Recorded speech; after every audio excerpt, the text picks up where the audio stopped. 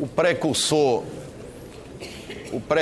da social-democracia alemã e ativo defensor das ideias democráticas, Ferdinand Lassalle, ao ser indagado sobre qual seria a essência de uma Constituição, disse ser ela a fonte primitiva da qual nascem a arte e a sabedoria de um povo. A conceituação, como todos veem, é bastante sucinta e direta. Dela podemos inferir que uma Constituição é o nascedouro de todas as diretrizes a quem deve obediência todos os outros marcos legais, ou seja, as leis infraconstitucionais. Portanto, longe de nos aventurar a encontrar uma conceituação mais precisa e ampla do que seja uma Constituição, prefiro tê-la como organismo vivo, um bem precioso que devemos preservar e aprimorar sempre, pois nela está contida a alma de uma nação. E mesmo de difícil conceituação e sem nos dar conta em todos os lugares e a todo momento, falamos dos problemas constitucionais. Na imprensa, nos clubes, nos cafés, nos bares, nos restaurantes, é esse o assunto recorrente. Seja para enaltecer, seja para reclamar ou para recomendar aperfeiçoamentos. A Carta Magna de um país não é uma mera justaposição de textos jurídicos redigidos pelo poder constituinte originário, mas a interpretação de um determinado corte histórico de uma sociedade. Por isso, nossa Constituição foi tão abrangente, tão minudente, porque ela precisava alcançar, até individualmente, todos os brasileiros para que eles se tornassem cidadãos. Assim, a Constituição é resultante de um processo que se desenvolve na linha do tempo. Um processo aberto e livre, uma tarefa que deve se realizar continuamente pelos processos sociais, jurídicos e institucionais. A constatação dessa dinâmica é importante para compreendermos a Constituição como uma força ativa, proveniente do seio da sociedade, que exige de todos, cidadãos e instituições, obediência aos seus preceitos e às suas determinações. Como já enfatizei, entendo a Constituição como um organismo vivo que tem como alma a própria democracia, elemento fundante da nossa Carta Magna. Ao longo desses 25 anos que comemoramos nesse mês de outubro, podemos constatar muitas das virtudes da nossa Constituição, que já é, como todos sabem, a mais longeva de nossa democracia. Entre elas, é importante sempre salientar o atendimento especial a portadores de deficiências físicas, a demarcação de terras indígenas, o reconhecimento da propriedade de áreas remanescentes de quilombos, a realização de referendos e plebiscitos, a participação popular, o voto aos 16 anos, o habeas data, o mandado de injunção, salário mínimo nacionalmente unificado, jornada de trabalho de 40 horas semanais, o capítulo pioneiro do meio ambiente, licença paternidade, aposentadoria para os trabalhadores rurais, universalização da Previdência Social e fortalecimento do Ministério Público. A Constituição Cidadã nos devolveu a livre manifestação do pensamento, a igualdade perante a lei, o direito de ir e vir, o voto universal, a liberdade de consciência e de crença, a livre expressão da atividade intelectual, a inviolabilidade da vida privada e da honra, o direito a se reunir, liberdade de associação, direito à propriedade, o direito autoral, o respeito ao processo legal, assistência jurídica gratuita, entre tantas outras conquistas. São 78 os direitos e deveres individuais e coletivos, além dos 58 dispositivos dos direitos sociais, como relação estável de trabalho, seguro-desemprego, salário mínimo, piso salarial, irredutibilidade de vencimentos, 13º salário, salário família, horas extras, férias anuais acrescidas de 1/3, a pluralidade sindical e o direito de greve.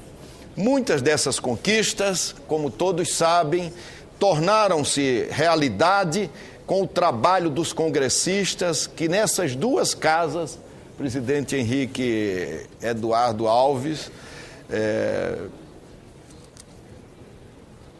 nessas duas casas, nessas 2 décadas também, passaram pela Câmara e pelo Senado, trabalharam incessantemente para regulamentar os seus dispositivos. Entretanto, se nos alegrarmos com todas essas realizações, ao lançarmos um olhar para os seus 25 anos de existência, a celebração nos impele necessariamente ao futuro. Não fosse pelo dever de ofício de senador, como cidadão, devemos todos nos empenhar para que os princípios constitucionais sejam parte integrante de nossas vidas, pois são eles que devem nortear sempre a dimensão e a direção da nossa vida civil. Como senador, confesso que muitas vezes, ao me inteirar das pautas de votação, seja da Câmara, seja do Senado, ou mesmo do Congresso Nacional, reflito o quanto há ainda para ser feito. Os inúmeros projetos de leis complementares e de propostas de emendas constitucionais nos mostram novas realidades, vivências e necessidades, exigindo que novas legislações sejam firmadas e muitas outras aperfeiçoadas. A sociedade muda, as leis precisam mudar juntas. E é bom que assim seja, senhores deputados, senhoras deputadas, senhores senadores, senhoras senadoras, pois demonstra que vivemos num contexto de uma sociedade aberta e inclusiva, com pleno exercício dos direitos de cidadania, de participação popular e de democracia. A nossa vida parlamentar se fortifica quando edificamos consensos em torno dos princípios constitucionais que serão posteriormente colocados à prova na vida política de nosso país e efetivados na vida social dos cidadãos. Assim, o grande desafio que se apresenta continuadamente é tornar integralmente efetiva a sua normatividade, especialmente no campo de tantas conquistas ainda não verificadas.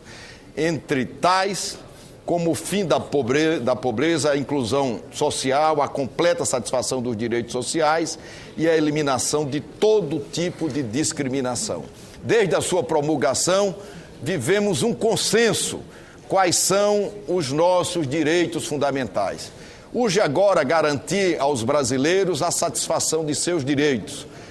Esse é o nosso trabalho, esse é o nosso compromisso, esse é o compromisso do Congresso Nacional. Para tal, criamos, presidente José Sarney, o grupo encarregado de regulamentar os artigos da Constituição Federal. São 117 leis ordinárias e 25 leis complementares.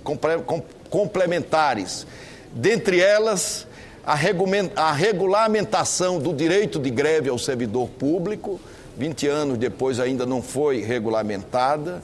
Dentre elas, o trabalho escravo, e há uma cobrança muito grande para que o Brasil regulamente o trabalho escravo, e dentre elas também a autonomia do Banco Central, com mandato para o presidente do Banco Central e seus diretores. Em meio a esse desafio e a tantos outros que nos são apresentados no Congresso Nacional, a sociedade brasileira avança se tornando mais madura, consciente e conectada. Que é o nosso esforço e as nossas cobranças que nos fazem a população, possamos tornar o Brasil um país melhor do que aquele que foi possível nos 25 anos da Constituição de 1988. Antes de encerrar, eu gostaria de fazer uma reverência a 3 grandes homens públicos, 3 ex-presidentes, cada qual a seu tempo e a seu estilo, contribuíram para ter o Brasil economicamente próspero e socialmente menos iníquo. Gostaria de pedir uma saudação especial ao presidente José Sarney,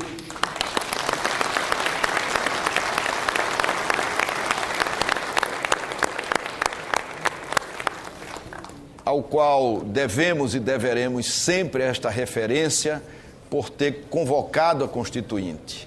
Ao presidente que não pôde estar aqui presente, Fernando Henrique Cardoso,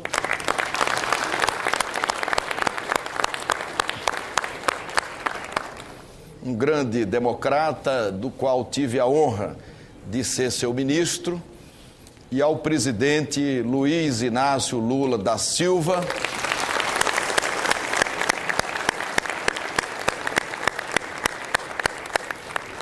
por sua aguda sensibilidade social, reconhecida mundialmente e que fala por si só.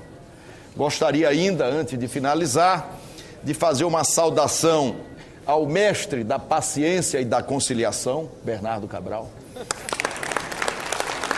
que foi relator geral da Constituinte, ao ilustre jurista e ministro Nelson Jobim, cujo brilhantismo é conhecido, ao nosso líder maior, o constitucionalista e vice-presidente da República e presidente do PMDB, Michel Temer,